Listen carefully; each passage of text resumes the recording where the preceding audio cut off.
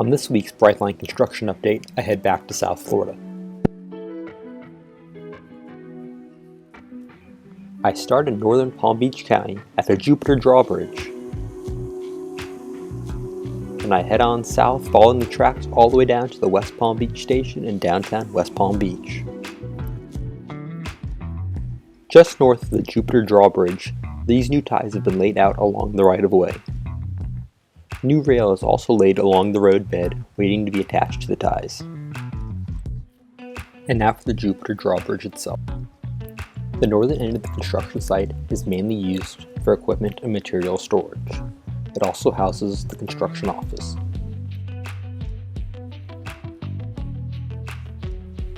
These pipes are used as pilings to support the temporary trestle.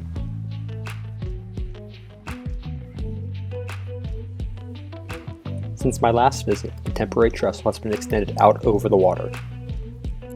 A retaining wall has been installed to help support a future signal.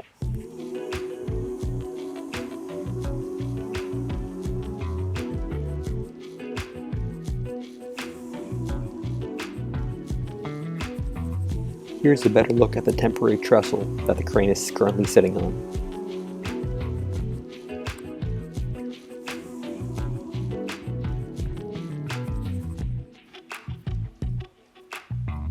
This signal will be relocated to that new retaining wall that I showed earlier. The temporary trestle extends all the way out to the channel.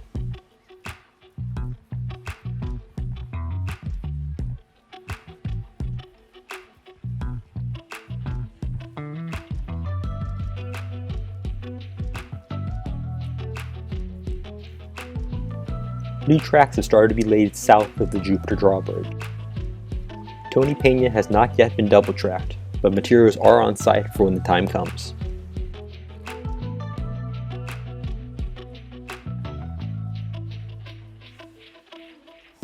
A continuation of the double track near Frederick Small Road. The double tracking ends just north of the crossing since it has not been upgraded for 2 tracks yet. Upgrades are scheduled to begin at the beginning of November at this crossing. The same is true here near Donald Ross Road, although this section of track has already been ballasted.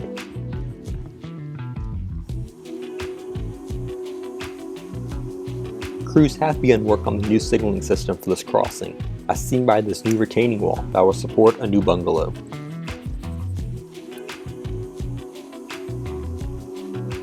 Here are some signaling crews in action, working on another new bungalow.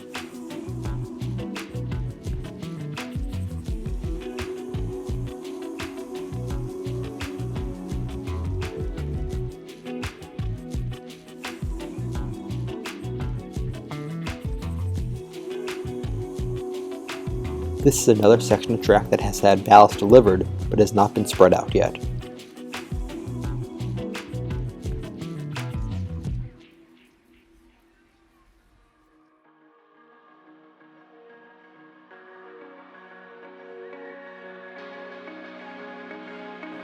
Work on the double track has stopped just south of Hood Road for the time being.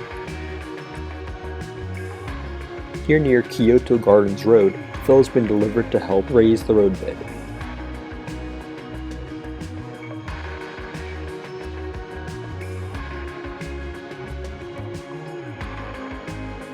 Here near RCA Boulevard, a gantry has been installed above the tracks to support a future high-wide defect detector.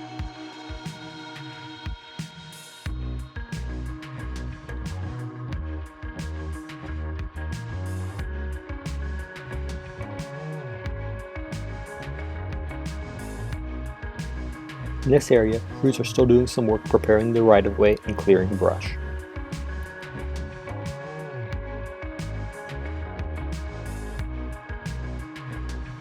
Crews are working on building a bridge over the Earman River for the second track. Materials and equipment are being stored on the south side of the river for this project. A temporary trestle has already been installed and extends across most of the river. Here's a look at the pilings that support the temporary trestle.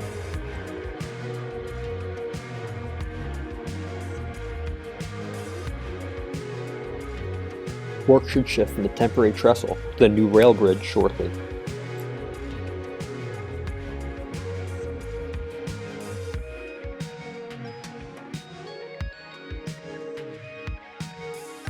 Here are some materials and equipment stored south of Park Avenue in Lake Park.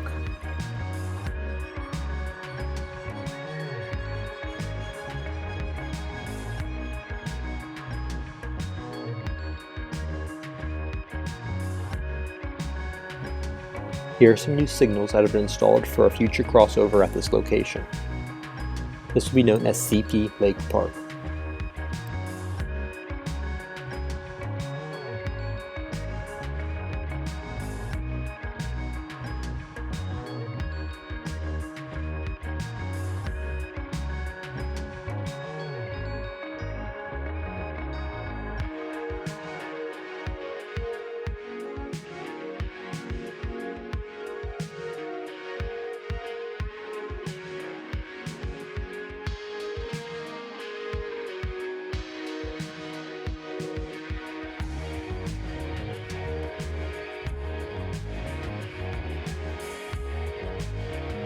More signal crews are working here at Blue Heron Boulevard.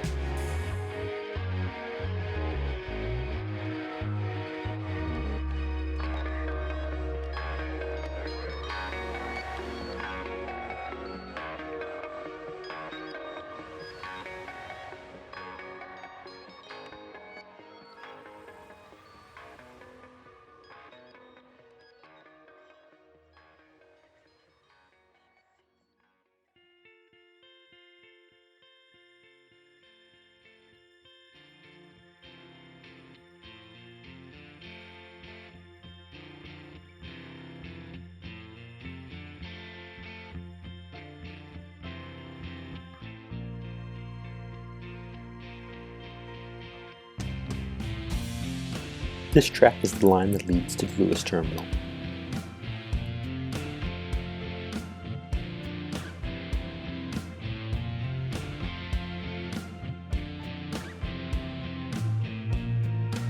A new cantilevered signal has been installed at Flagler Street.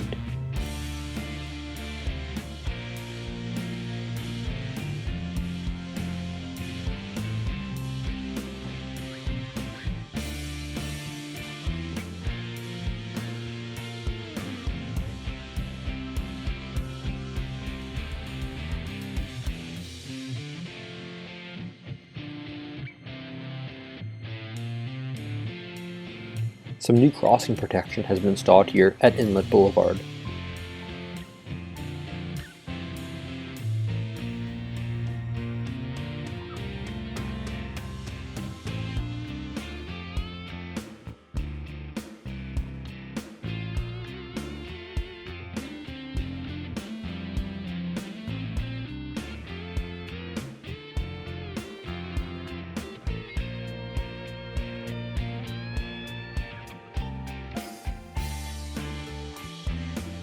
This is one of several piles of ballast that are staged for use during construction.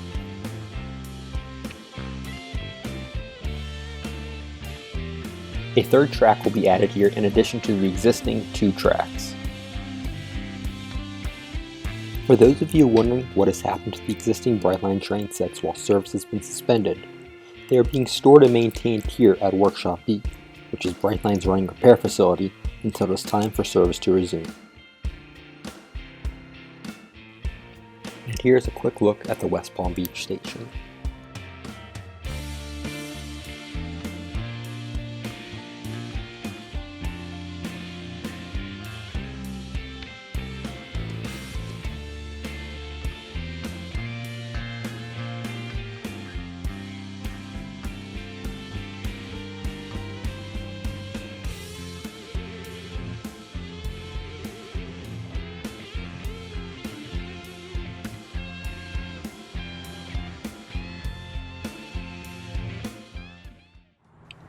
As a bonus, here's a work train carrying ballast heading through Bonaventure last week.